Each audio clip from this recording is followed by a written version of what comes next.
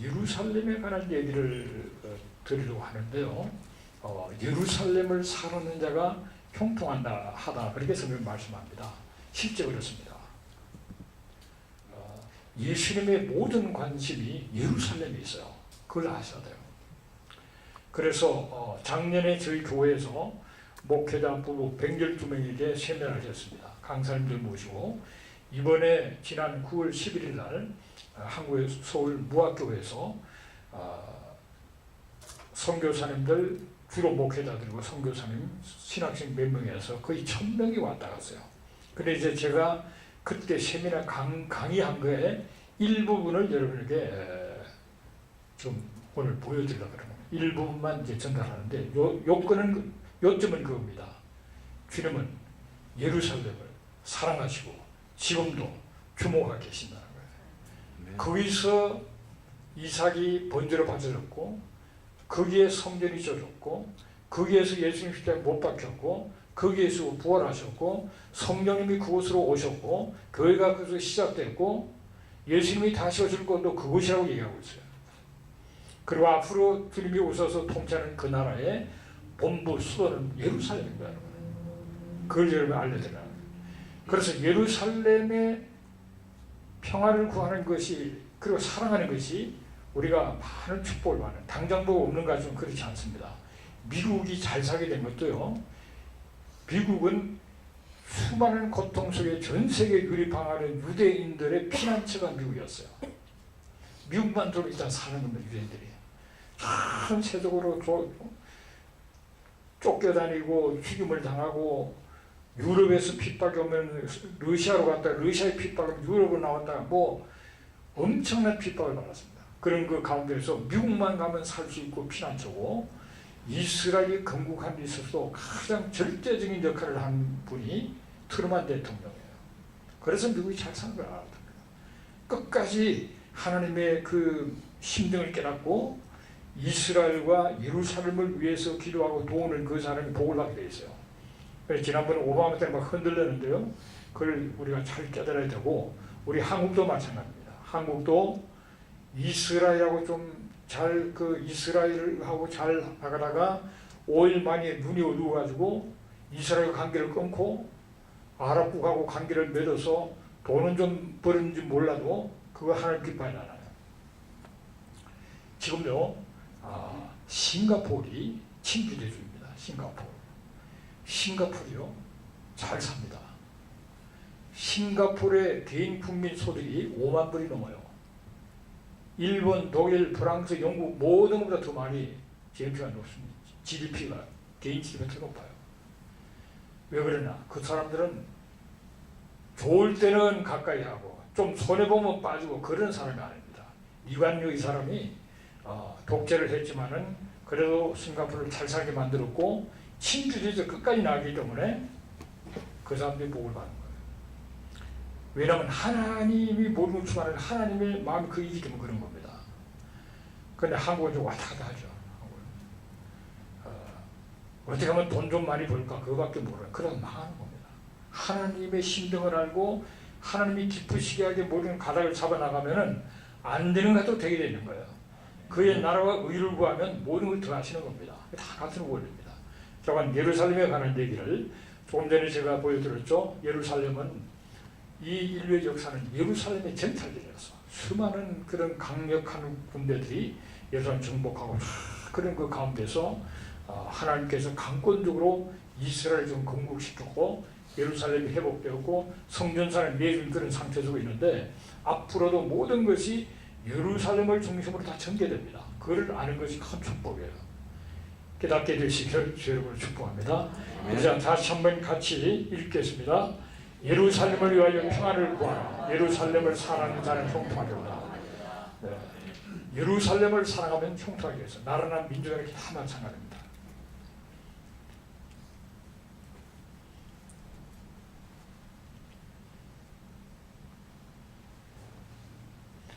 예루살렘은 국제 정치의 최고 갈등과 논쟁의 장소입니다. 그 작은 땅이 전 세계 매스컴의 핵심을 이루고 논란이 되고 있죠. 이스라엘은 주장하죠. 예루살렘은 결코 분리될 수가 없는 영원한 수도다 그럽니다. 유엔은 이스라엘의 수도 결정 우리 수용 못한다 그렇게 나오고 있죠. 교황은 성지로서 국제화하자. 그리고 오바마는 6.1 전쟁 이전 국경으로 돌아가야 한다. 헛소리를 오바마가 많이 했습니다. 이 사람은 거의 무슬림이죠. 그 다음 아랍 국가들은 이스라엘 존재 권리를 인정할 수 없다. 이슬람 지하들의 목표는 이스라엘을 멸망시키고 전 세계를 이슬람화 하자는 것이 그 다음 목표입니다. 하마스, 헤즈볼라, 보카람, IS 많은 그런 그 단체들이 있죠. 테러 단체들이.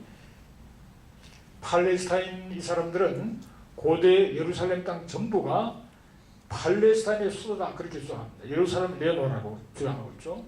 아흐마디 네자드 지난번 이란 대통령입니다. 이 사람은 유엔에 와서 연설에도 항상 그럽니다. 이스라엘을 지도상에서 없애버리겠다. 그 사람이 그게 목표입니다. 그래서 이란이 마찬가지 핵무기를 만들어 그러죠. 그 사람의 핵무기 만들면 진짜 이스라엘 날려버릴 사람들입니다. 세속적인 인본주의자들 이스라엘은 불법국가고 점령자다 그렇게 봅니다. 팔레스타인 사람들이 살고 있는데 이스라엘이 들어가서 점령했다 이렇게 보는 거예요. 교회 다니면서도 이런 인본주의자들이 많아요. 교회 다니면서 성경 말씀을 잘 모르기 때문에 인본주의자들이 많습니다. 이 엘런드 쇼비츠라는 분은 하버드 대학교 법대 유명한 교수인데 법적 근거가 충분한데도 국가 근본과 정통성을 의심받는 유일한 나라가 이스라엘이야. 법적으로 다 되어 있는데도 굉장히 그 의심을 받고 있는 나라다. 그렇게 얘기했습니다. 네타냐후 유엔 총회 연설에서 이스라엘 현재 수상이죠. 우리 시대 아모스의 예언이 성취적이다. 그렇게 말했습니다. 이 네타냐후가 굉장히 신앙이 좋은 사람. 이 사람이 뭐 그렇지 않은 일은 아니다 그러는데요. 공개적으로 그렇지 않은 얘기를 하지 않습니다. 그러나 하나님을 굉장히 그 믿는 사람이고 구약 성경 말씀을 철저히 믿는 사람이 이 사람입니다. 그리고 이 사람들은 좀 이스라엘의 많은 지도자들이 예수를 안 믿어도 정말 성경대로 살고 성경을 믿는 그런 그 복음주의 크리스찬들을 자기 편으로 생각합니다. 왜냐하면 우리는 성경에 따라서 무슨 개인의 뭐 어떤 기분이 아니고 하나님의 말씀이 그러기 때문에 그들을 위해서 도우고 그들을 사랑하고 그 이스라엘을 위해서 헌신하기 때문에 그 사람들이 자기 편이라는 것을 압니다.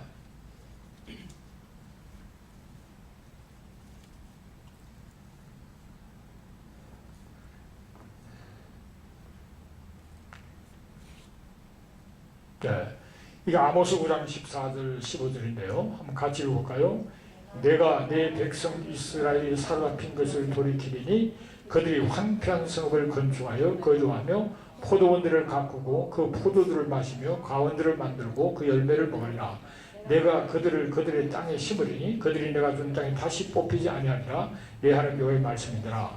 네타냐후 수상이 이 말씀을 유엔에서 연설할 때 인용을 합니다. 이게 오늘날 이루어졌다는 겁니다. 오늘날 이 말씀이 이루어져서 이스라엘의 사로잡힌에서 돌아와서 많은 유대인들이 돌아왔죠. 1880년대 한 4, 5만 있었는데 지금 그동안에 한 120년 사이에 650만이 살고 있어요. 유대인들이.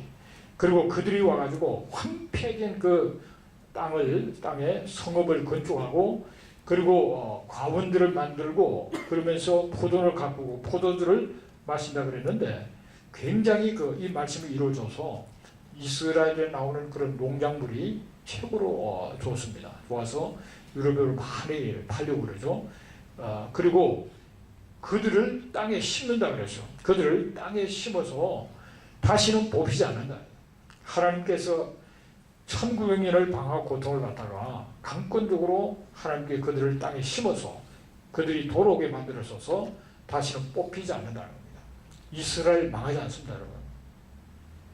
지금도 수많은 나라가 공격하겠지만요, 이 사람 안 망합니다. 안 망하고 하나님이 말씀하셨고 약속하셨고 당신의 언약을 성취하지 망하지 않습니다. 지금 지상에서 이스라엘만큼 강한 군대도 없어요. IS가 미국 군인들 무서워하지 않습니다. 그러나 이스라엘 군인들은 무서워해요. 트럼프는 가끔 황당한 행동들 해가지고 좀 황당할 때가 있는데 그래도 트럼프가 친유대주의입니다. 이 예루살렘으로 대상을 옮기겠다 그랬죠. 그래서 지금 좀 기다리고 있죠. 상황이 하도 복잡해서. 이스라엘 지지하는 사람입니다. 그 다음에 유네스코는 교육, 과학, 문화 이런 쪽으로 유엔 기구로서 일하는 단체인데 이 유네스코가 엉뚱한 짓을 하고 있어요. 보면은 성전산 통곡의벽이 유대인과 상관이 없다. 그래서 자기들끼리 의논해서 결의를 했습니다. 근데 참 가슴 아픈 거는요. 24명이 찬성했어요. 이 성전산 통곡의벽이 유대인과 상관없다. 그가 모리아 산이고 거기에 솔로몬 성전이 있었고 스룹바벨 성전이 있었고 그게 다 역사인데 역사를 무시해버린 사람들이 반역사적이고 반성경적입니다. 성경. 그렇게 유네스코라는 이게 유엔의 단체가 이렇게 형편없는 단체들이에요. 자기들 유익만을 위해서. 그래서 24명이 찬성하고 26명이 기권하고 6명이 반대했습니다. 우리가 많이 회개해야 돼요. 지금 크리스찬이 전 세계에서 30%가 넘는다고 그러죠. 물론 그 안에는 하도 엉터리들, 맹목적인 크리스찬들이 많아서 그런데요. 여러분 6명이 찬성했다는 것은 전부 지금 56명 가운데서 6명이 반대했다는 건 10% 정도가 반대했다는 겁니다. 그럼 나머지는 뭐예요? 기권했다는 거예요. 기권. 그러니까 우리가 크리스찬들이 지금 하나님 말씀도 잘 모르고 이 머리들이 꼴통들이 돼가지고 그렇게 하는 거예요. 지금 현재 유엔 사무총장이죠. 구테레스, 안토니오 구테레스 이 사람이 이스라엘 가가지고 지난 9월 6일 날 얘기를 했어요. 성전상과 유대인과 상관이 없다. 그렇게 얘기했어요. 물론 자기들이 그렇게 한다고 그렇게 되는 건 아니죠. 역사가 있고 하는데 그러면 아니겠지만은 이런 속에서 이스라엘이 지금 핍박을 받고 나가고 있는 겁니다.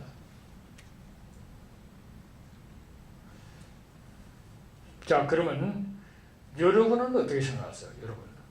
여러분은 어떻게 생각하냐가 중요하겠죠. 그리고 우리의 생각이 바로 하려고 하면 하나님은 그럼 예루살렘을 어떻게 생각하냐 그걸 중요했어야겠죠. 그 전에 이 팔레스타인 사람들이 누군가를 성경은 얘기하는데요. 이 팔레스타인이라는 말은 라틴어로 원래 블레셋을 라틴어로 팔레스타인이라고 그럽니다. 그렇게 하는데 그래서 블레셋이 이 유다하고 늘 싸웠잖아요. 근데 그 블레셋이 이 사람들은 성경에 보면은 함의 아들이 아주 미스라임의 후손이 가슬루임에게서 나왔습니다. 성경에 딱 나와요. 가슬루임에게서 블레셋이 나왔다. 창세기 10장이 나오죠. 그런데 이 블레셋은 다 멸종돼 버렸습니다. 돼버렸는데 이 하드리안 로마 황제가 코크바 독립운동을 지나갑니다. AD 70년에 예루살렘을 완전히 멸망시킬 때 로마인들이 굉장히 많이 죽고 고생을 많이 합니다. 그래서 악에 맞춰가지고 결국은 예루살렘을 점령하고는 110만 명을 칼로 죽이고 불로 태워 죽입니다. 그리고 9만 7천 명을 노예로 잡아가요. 그런 비참한 사건이 있어서 유대가 완전히 멸망을 해버렸는데 그 뒤에 이제 바코쿠바라는 이 탁월한 인물이 나와서 독립운동을 하는 겁니다. 로마로 볼 때는 반란이죠. 반란이 일으키는데 거기서 처절한 전쟁을 하면서 한 30만이 죽어요. 유대인들이. 그러면서 이 로마에서도 이 유대인들이 치욕하니까 그때 완전히 유대민족 뿌리를 제거하려고 합니다. 그래서 그 땅 이름을 팔레스타인으로 바꿔 블레셋 라틴의 팔레스타인 이름을 바꿔버립니다. 여러분 마태복음 2장 20절 보면은 이스라엘 땅이라고 나옵니다. 팔레스타인이 나오지 않아요. 이스라엘 땅으로 나오죠. 성경에. 그래서 팔레스타인은 이름으로 바꾸고 이스라엘 땅을 예루살렘을 이름 자체를 없애려고 그러는 이 사람들이. 그래서 아엘리아 카피톨리나 이렇게 이름을 바꿨어요. 예루살렘을. 그 자체를 없애려고. 그래서 지금 현재 팔레스타인 사람들이 블레셋 후손도 아니고 이 사람들은 아랍 사람도 아닙니다. 그리고 역사적으로 이 지역에 아랍 국가가 제대로 있은 적이 없습니다. 유다, 이스라엘 외에는 국가가 있을 적이 없어요. 그리고 이 사람들은 유대인들이 저방 중에 이주해온 사람들이 살고 있는 건데 국가도 아니고요. 그런 가운데 있었는데 알라파트가 팔레스타인이라는 것을 이름을 등장시키면서 자기들 땅이었던 것처럼 한 나라처럼 그렇게 이해한다. 그리고 해방시켜야 된다고 그러죠. 그래서 우리가 중동 문제는 영토, 땅 싸움으로만 생각하면 안 된다. 이 종교 전쟁이에요, 종교. 그걸 잘 아셔야 됩니다. 이 사단의 역사입니다, 사단의 역사. 이스라엘 공무원 합법적이다. 1864년도 공식 문서에 보면은 예루살렘에 그 숫자가 유대인들이 가장 많이 살았습니다. 통계가 나옵니다. 1897년에 테오도르 헤르츠리라는 이 사람은 신문 기자인데요. 이 사람이 스위스 바젤에서 시온주의 의회를 엽니다. 그 전에 이 사람이 유대국가라는 책을 써서 전 세계로 유대인들에게 그것을 보내가지고 유대인들이 우리가 이대로 살 수 없고 이 상태로 우리 자식들에게 이 상태를 넘길 수 없다. 우리는 어떻게 하면 나라를 세워야 된다. 그게 이제 막 설득이 돼서 그들이 나라 세우자는 운동을 하게 되면서 첫 번째 회의를 해요. 이 회의를 할 때 테오도르 헤르츠리 앞으로 50년 안에 국가가 설 겁니다. 예언적인 말씀하는데 실제 그렇게 되죠. 1897년에 그런 그 모임이 있었고 1917년은 벨푸어 선언, 영국의 외무상 벨푸어가 앞으로 유대국가가 건설돼야 되고 우리가 지지해야 된다는 그런 결의안 발표를 합니다. 이 굉장히 중요한 외교 문서가 됐는데요. 그리고 1920년은 산리모 협정이라고 1차 세계대전 성전 국가들이 모여가지고 자기들이 또 하나의 그런 결의를 하는데 그것이 바로 산리모 협정이에요. 이스라엘로 볼 때는 마그나 카르타라 할 정도로 중요한 그런 그 하나의 모임이고 협정이었습니다. 그다음에 1920년에 국제연맹에서 영국에게 유대국가 건설 권한을 위임을 해요. 앞으로 영국이 위임 통치를 하면서 앞으로 유대국가를 건설하라. 그 허락을 국제연맹에서 해줍니다. 그리고 1924년 팔레스타인에 대한 영미조약에도 보면은 그런 조약이 나옵니다. 그 나오는데 그런 이후에 1939년에서 40년 이 사이에 히틀러가 등장해서 유대인 600만을 죽입니다. 기가 막힌 그런 상황이 연출이 되죠. 근데 참 하나님은 참 아이러니컬하신 분이어서 그렇게 홀로코스트를 통해서 600만이나 죽는 인간이 상상할 수 없는 비참한 모습을 봤던 세계 사람들이 이스라엘을 불쌍히 여기기 시작하게 되면서 1947년도에 유엔 분화란이 가결이 돼요. 그러니까 한마디로 그 땅에 땅을 쪼개가지고 하나는 이스라엘, 하나는 팔레스타인을 그렇게 나누어서 주기로 하기로 그렇게 결정을 유엔에서 가결합니다. 그게 1947년인데 아까 조금 전에 봤지만은 1897년 그러니까 1947년까지 딱 50년 만에 유엔에서 국가를 세우는 것이 허락이 됩니다. 50년 걸려요. 그래 테오도르 헤르츠리 한 50년 안에 세워진다 한 말이 예언적으로 그렇게 성취됐다고 보는 거죠. 그 다음에 1948년 47년에 유엔 분화는 가결될 때 결정적인 역할을 미국이 합니다. 미국이 결정적인 역할을 하고 영국은 기권을 해요. 기권. 자기들이 도운다 해놓고 기권합니다. 그래서 영국이 자기들이 그 위치상 이스라엘을 도울 수 있는 위치에도 안 도우고 피하고 기권했다가 영국이 해가 지지 않는 나라가 지금 2등 국가가 되어버렸어요. 성경 말씀대로 되는 겁니다. 1948년 이스라엘이 건국하자마자 1차 중동 전쟁이 일어납니다. 그 주요 아랍 국가들이 일주일이면 이스라엘에서 유대인들을 완전히 지중해로 밀어붙이고 다 끝장낼 수 있다 해서 전쟁을 독립하자마자 전쟁 치러요. 군인도 제대로 안 돼 있고 뭐 그런 나라인데 그들이 공격을 하게 됩니다. 그때 공격을 할 때 아랍의 지도자들이 거기에 살고 있는 아랍 사람들을 그 사람들을 일주일만 좀 피해라 그럽니다. 일주일만 좀 피해라. 전쟁 끝내고 막 편하게 살도록 해주겠다. 그래서 그들이 피난을 갑니다. 피난을 간 사람도 있고 안 간 사람도 있었는데 한 70만이 피난을 가고 주위에 그 많은 이슬람 국가 가운데에서 흩어져서 살고 있었던 유대인들은 그 나라에 다 추방을 당해버려요. 뭐 이락이나 이란이나 주위의 수많은 나라에 추방을 당하는 사람이 한 70만이 추방을 당합니다. 이 추방당한 유대인들은 이스라엘을 다 들어가고 이스라엘이 다 받아주고 살도록 해서 그 자녀들이 이제는 막 리더가 되고 막 그렇게 됐죠. 그러나 이 70여만의 인구, 거기서 아랍 사람들이 빠져나온 그 사람들은 다시 돌아가지 못하고 난민이잖아요, 난민. 그러면 자기들이 같은 이슬람 무슬림들이고 같은 아랍인이나 그러면은 이 아랍 국가들이 얼마나 땅이 없습니까? 거기서 와서 살게 하면 될 텐데 그렇게 하지 않아요, 이 사람들은. 어쩌니 이스라엘을 차지하려고 그러죠.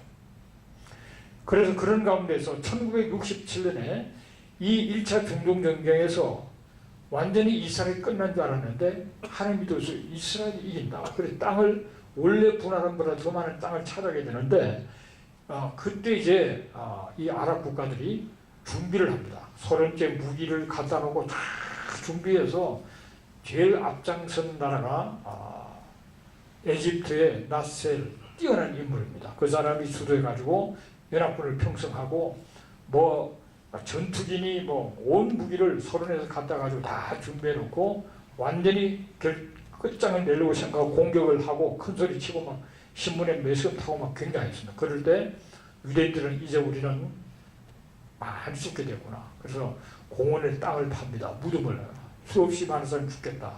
그래서 홀로코스트 같은 걸 또 경험하게 되다. 그런 가운데서 준비를 하는데 이 이스라엘에서 선제 공격해가지고 이 에집트는 그 수많은 그 비행기를 뜨지도 못하고 미리 다 그냥 부숴버려요.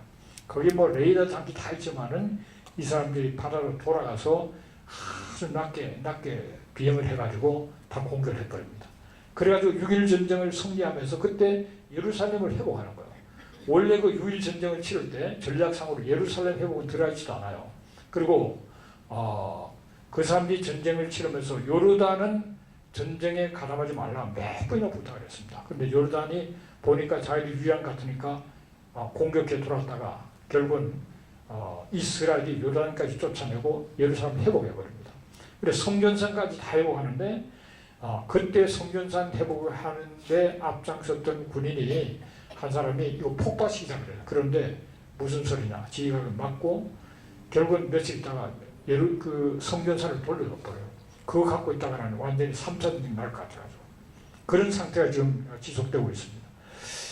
그리고 자관 1948년 이스라엘이 독립한 이후에 계속 아랍 테러리스트들이 계속 공격하는 그런 가운데 지금까지 지내고 있는데 우리가 유대인들이 그 나라에 살 수 있는 권리가 있다는 것을 우리가 알아야 돼요. 그런 사람들이 알고 모르는 사람 많아요. 그 다음에 최근에 운동 가운데 그런 운동이 있습니다. BDS 운동이라고 보이콧 다이버스트먼트 앤드 생션이라 그래서 이스라엘 상품 사지 말자. 불매운동을 하고요. 그 다음에 투자도 해소하자. 그리고 제재를 가해서 완전히 경제적으로 망하도록 만들겠다고 그런 운동이 일어났는데 철없는 대학생들 이런 사람들이 인권 문제 이러면서 막 그러니까 이게 쫙 보면요. 이런 운동을 다 보면 이게 좌파 성향이에요. 좌파는 하나님이 없자 하는 사람들이잖아요. 한국도 마찬가지예요. 굉장히 옳은 소리 같은데 결국 그 사람들 하나님이 없다는 데서 출발하는 사람들이잖아요. 그래서 굉장히 유사하다는 걸 보게 됩니다. 자, 여기 보세요. 여기 이스라엘이고 이 이슬람 국가들입니다. 이게 초록색이. 이 이스라엘이 한 670배가 돼요. 670배가 되는데 670이라는 땅이 있는데 그거 하나 그거 먹겠다는 겁니다. 그거. 사탄이 장난입니다. 사탄이. 왜냐하면 여기에서 예수님 죽으셨고 여기 일로 오실 것이기 때문에 이 발판을 없애야 사탄에는 예수님이 오시면은 자기는 무정에 들어야 되니까 그 운명을 알기 때문에 오지 못하도록 막기 위해서 이 땅을 유대인들이 못 살고 다 쫓겨나가도록 없애버리고 자기들이 차지하고 있으려고 하는 거예요. 그래서 예수님이 못 오시기 때문에 그걸 아셔야 됩니다. 할렐루야. 아시는 것 같지가 않는데 그걸 아셔야 돼요. 세상 논리로만 보면 안 됩니다. 자, 그러면 예루살렘에 대한 하나님 말씀이 뭐냐? 이 예루살렘은 원래 히브리어로 예루샬람이에요. 예루살렘이에요. 이거는 상수라고 상수. 복수인데 복수에서 쌍수 두 가지들. 그래서 왜냐하면 땅의 예루살렘도 있고 하늘의 예루살렘이기 때문에 그래요.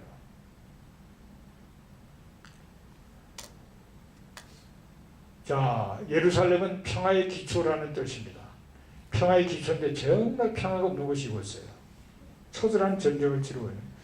그리고 성산 시온, 시온산성, 하나님의 성 살렘, 이 다 예루살렘을 표현하는 건데 순수하게 예루살렘 단어 하나만 가지고 제가 조사를 해봤어요.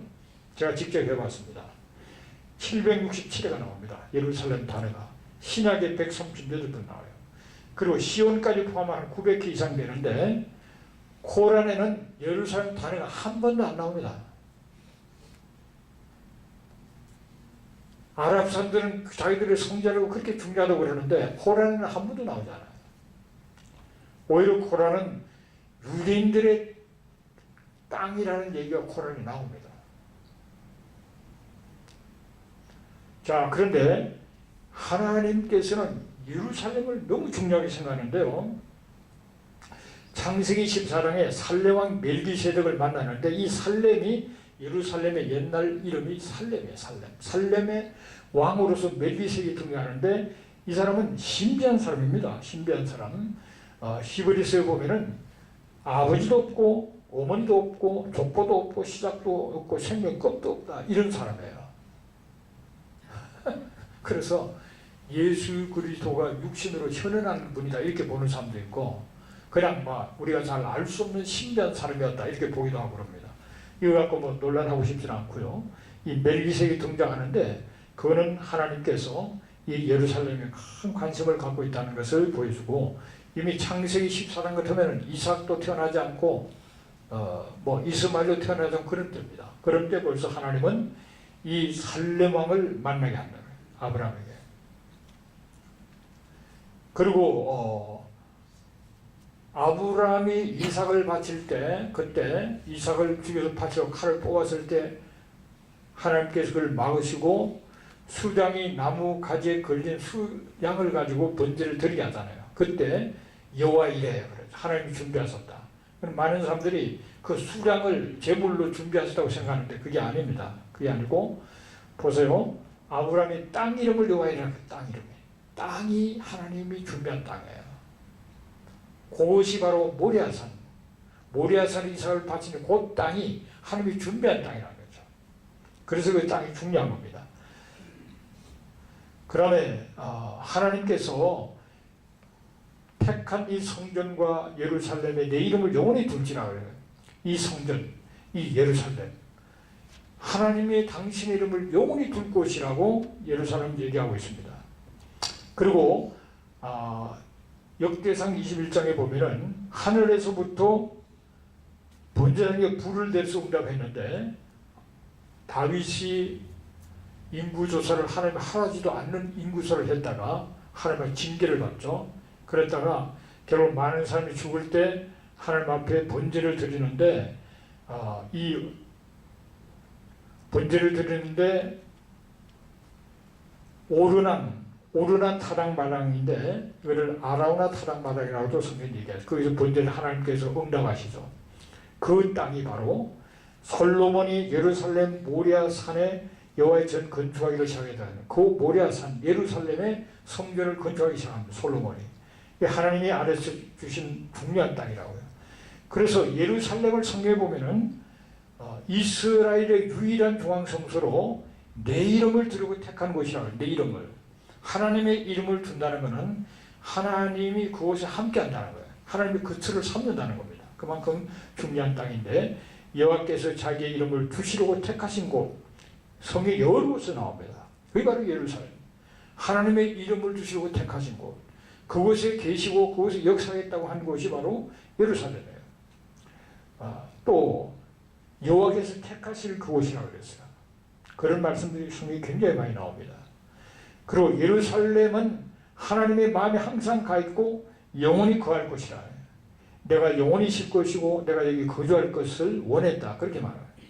또 내 눈길과 내 마음이 항상 거기에 있다. 그렇게 말씀하셨어요. 예루살렘에 영원히 거하신다 그랬습니다. 이런 말씀을 하나님이 하신 말씀은 반드시 이루어진다는 것을 우리가 믿어야 돼요. 내가 이해가 되면 이루어지고 내가 이해가 안 되면 아니요, 그게 아니고 우리가 믿든지 안 믿든지 이해를 하지 못하든지 아무 상관없이 하나님은 당신 하신 말씀을 그대로 하시는 겁니다. 그것이 역사가 증명하고 있어요. 이런 일이 있겠나? 때가 되니까 있었어요. 앞으로도 성취한 일들은 그대로 이루어지는 겁니다. 예루살렘은 내 아들이 죽은 것이고 내 아들이 다시 내려갈 것이다. 하나님 그렇게 보시는 거죠. 예수님이 12살 때 예루살렘에 올라가셨던 기록이 있고요. 또 선지자가 예루살렘 밖에서는 죽는 법이 없다 그랬습니다. 이 선지자는 예수를 말합니다. 예수님은 아무 데서나 죽으셔도 되는 게 아니에요. 예루살렘에 죽으셨다.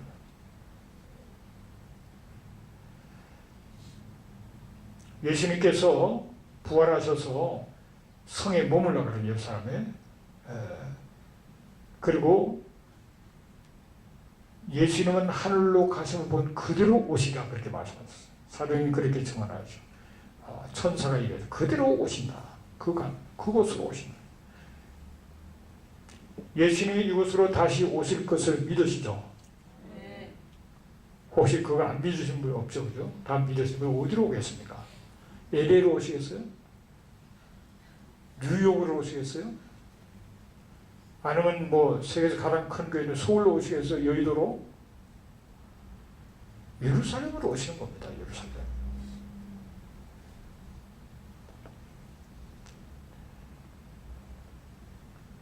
예루살렘에서 성전을 정결케 하셨고 전조적인 다시 오실 때의 전조직 미리 일어날 이 사건을 주님이 직접 예루살렘에서 말씀을 하셨어요. 그는 마태복음 24장 14절 주님이 다시 오시기 위해서는 이 천국 복음이 모든 민족에게 증언되기 위하여 온 세상에 전파되리니 그리야 끝이 온다. 그래서 우리가 선교 열심히 하는 거 아닙니까? 근데 그 한쪽만 하고 되는 게 아니라 두 쪽이 있어야 되는데 그 한쪽이 마태복음 39절이에요. 유대인들을 향하여 찬송하려다 주의 이름으로 오시는 이여 할 때까지 너희들은 나를 다시 못 본다 그랬어요. 그것은 바로 예수님이 주라는 것. 퀴리오스, 이 주라는 건 퀴리오스라는 것은 바로 유대인들이 올 때는 메시아를 얘기한 메시아. 예수가 메시아인 걸 알고 찬송하고 고백할 때 주님이 오신다는 겁니다. 그래서 지금 유대인들이요, 메시아닉 주들이 이스라엘 땅에 있는 메시아닉 주들이 엄청나게 좀 성장하고 있습니다. 전 세계 메시아닉 주는 한 30만으로 봅니다. 좀 유대인 이스라엘이 한 3만 명 내지는 4만 명이 있는 걸로 추산해요. 그런데 6.1 전쟁 때만 해도 메시아닉 주가 150명 정도밖에 없었어요. 퍼센트를 보면 세계에서 가장 급성장하는 교회가 메시아닉 주 처치입니다. 그리고 이 예루살렘은 예수님 재판을 받으시고 죽으시고 희생제물의 의미를 완성하고 성취시킨 곳이 예루살렘입니다. 그리고 부활하시고 성천하신 곳. 이 희생제물의 의미란 게 뭡니까? 아담하고 범죄한 이후에 창세기 3장 15절 보면은 여자의 후손이 뱀을 향하여 사탄이 분장한 뱀을 향하여 여자의 후손이 내 머리를 상해할 것이고 너는 그의 발꿈치를 상해할 것이다. 십자가에서 죽으시는 그 십자가 사건을 표현하고 있고 그것을 통해서 원식 복음이라고 그러잖아요. 그 사실을 예수님이 오셔서 희생제물의 의미, 피 흘림 없이는 삶이 없기 때문에 인간을 제 삶을 받으면 피를 흘려야 되는데 그래서 하나님이 우리에게 오셨다는 것보다 더 중요한 것이 하나님이 육신을 입고 우리 땅에 오셨다는 게 더 중요한 겁니다. 우리한테는. 하나님이 오셔도 될 일이 아니에요. 하나님이 육신을 입고 오셔서 우리를 위해서 피를 흘려야 제가 상을 받는다는 거죠. 이 예수 그리스도의 피 안에는 신성과 인성이 다 들어있습니다. DNA가 그 속에 인성과 신성이 다 들어있어요. 그분이 피를 흘리셔야 된다. 그래서 우리가 감격하는 거죠. 예수님께서 부활 성천하신 곳이 예루살렘. 성령이 임하셨고 교회가 시작된 곳도 예루살렘입니다. 그리고 주님이 다시 오실 곳도 예루살렘이에요. 주님이 다시 오실 곳이 예루살렘입니다. 네. 그래서 예루살렘을 말이죠. 그러니까 거기서 계속적으로 여행 중심으로 사건이 터지고 어쩌니 그거를 없애요. 주님이 오실 발판을, 주님이 발을 스가랴서 14장 4절에 보면은 발을 감사의 발을 딛는데 그걸로 오시는 건데 발판이 있어올 거 아니에요. 발판이. 그러니까 어떻게 하든 이스라엘을 없애려고 그러는 겁니다. 근데 그거를 안 믿는 사람은 그런 얘기 할 수 있지만은 믿는 사람도 그런 얘기 한다 이 말이에요. 믿는 사람도 잘 몰라서 믿는다고 하면서도 하나님의 그 경륜과 섭리와 심정을 모르니까 단기 선교 가가지고 가자 지역에 장벽 해놓은 걸 보고 불쌍하다 그러고 저 사람들 도와준다 그러고 그런 사람 많아요. 그 사람들 괴롭히려고 장벽을 심습니까? 아닙니다 여러분. 계속 테러하고 계속 포사되고 하니까 이스라엘이 서바이벌 하기 위해서 장벽을 세운 거예요. 그렇게 공격받고 테러받고 수백 발의 그냥 뭐 로켓이 날라오고 그런데 그거에 대해서 아무 얘기 안 해요. 그게 전쟁이잖아요. 우리가 살고 있는 로켓포가 막 날라오면 어떻게 되겠어요? 근데 그거에 대해서는 얘기하지 않고 그 사람들 불쌍하다 그럽니다. 그래 기독교인들이 그 정신이 없는 거죠. 잘 몰라서. 그게 하나님이 얼마나 안타까우시겠어요. 그러나 이스라엘 사람들은 무섭습니다. 그 사람들은 피눈물을 흘리면서 자기의 나라를 지키려고 합니다. 신앙으로 다 무장돼가지고. 여자들도 다 의무 군대 다 가잖아요. 그 사람들은 밖에 나가서 총 차고 다닙니다. 그래서 총기 사고 안 나요. 정신이 다 무장되어 있어서 수시로 테러를 하잖아요. 그 사람들. 어린애 같은 그런 사람들이 다 사고. 그래서 IS가 그렇게 무섭지만은 그 사람들이 무서운 게 이스라엘 군인들. 여러분 잘 들여다보면 피눈물 납니다. 그 사람들은. 그 나라를 지키기 위해서 얼마나. 예루살렘이 세계 중심이라는 걸 아셔야 돼요. 예루살렘은 하나님의 모든 관심과 계획의 중심이고 영적만 아닙니다. 영적으로. 우리는 이 신학이 잘못돼서 자꾸 영적으로 해석하고 영적으로 해석해야 되지만은 모든 문제를 영적으로 하면 영적으로 다 풀리죠. 영적으로 갖다 붙이면 다 됩니다. 그런데 실체가 없으면 보여요. 실체가 없으면. 그 실체를 놓치고 영적으로 무슨 맨날 은혜 받았다고 그러면 되는 게 아닙니다. 실제 사건과 역사가 전개되는 그 가운데 영적인 것도 있는 거지 영적인 것만 얘기하면 안 된다 말이에요. 근데 지금 교회가 그렇게 돼 있어요. 영적으로 예루살렘은 뭐 중요하고 앞으로 새 예루살렘 천국이 임하고 뭐 영적으로 자꾸 생각하는데 영적도 물론 있지만은 예루살렘은 실질적으로 세계 중심입니다. 그 대륙이동설에 하면요, 원래 땅은 하나였는데 그것이 이제 갈라진 거죠. 갈라진 건데 여기서 뭐 자세한 얘기는 할 수 없고요. 그 유대인들은 그 미드라시라고 그 성경을 이렇게 주석해 놓은 그런 책이 있는데요. 그거 보면은 성전산을 지구의 배꼽이라고 합니다. 몸의 제일 중앙이 배꼽이에요. 지구의 배꼽이 성전산이다. 그렇게 그 사람들은 이해를 합니다. 유대인들이 아주 굉장히 깊이 이 사람들이 사고를 하는데 그렇게 알고 있고요. 그리고 그곳이 바로 아담이 흙으로 지은 곳이 바로 그곳이라고 보고요. 그 다음에 이삭을 번제로 드릴 때 아브라함이 성전에 대한 환상을 봤다. 그런 말도 전승되고 있어요. 그건 뭐 성경에 나온 얘기는 아니죠. 그러나 성경에는 에스겔서 38장 12절 보면 세상 중앙에 거주하는 백성이 나와요. 세상 중앙에. 이에 하나님이 세상을 할 때 그 세상이 아니에요. 이 세상은 땅이면 땅, 랜드, 센터 오브 랜드, 땅의 중앙인 땅. 우리는 세상 중앙이라면 뭐 전 세계 땅하고 상관없이 얘기하기 쉬운데 땅의 중앙에 거주하는 백성, 이스라엘이 땅의 중앙에 있다는 거예요. 성경이. 믿으시기 바랍니다. 거기가 중앙이라는 겁니다. 여러분 공이 있으면 중앙이 어디서 어디든지 중앙이라면 중앙이에요. 그러니까 전 세계 지도 그런 것도 다 자기가 중앙이에요. 한국 사람은 한국을 중앙에 그립니다.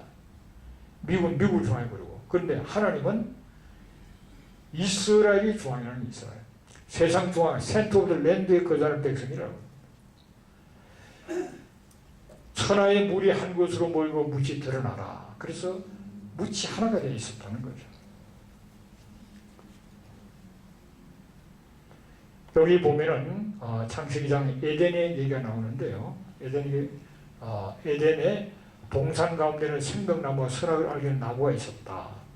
그리고 강이 에덴에서 흘러나와 동산을 적시고 거기서 갈라져 네 군원이 되었는데 첫째 이름은 비솔이고 하일라 온 땅을 둘렀고 그 땅은 검은 순금이 많고 베들레헴 호마나도 있었고 둘째가 이름이 기온이라 구스 온 땅을 둘렀고 셋째가 이름이 히데길이라 아수르 동쪽으로 흘러서며 넷째가 유브라데다 그랬어요.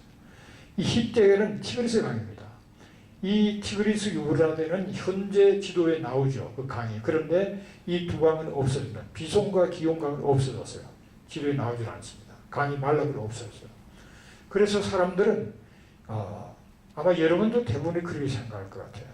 에덴이 어디냐? 알 수 없다. 그게 더 간단한 답이고 아마 있었다 그러면 에덴은 이락의 북서쪽이나 터키 지역 그 지역일 것이다. 그렇게 얘기를 대부분이 한다고요. 그런데 그렇지 않습니다. 보세요. 비손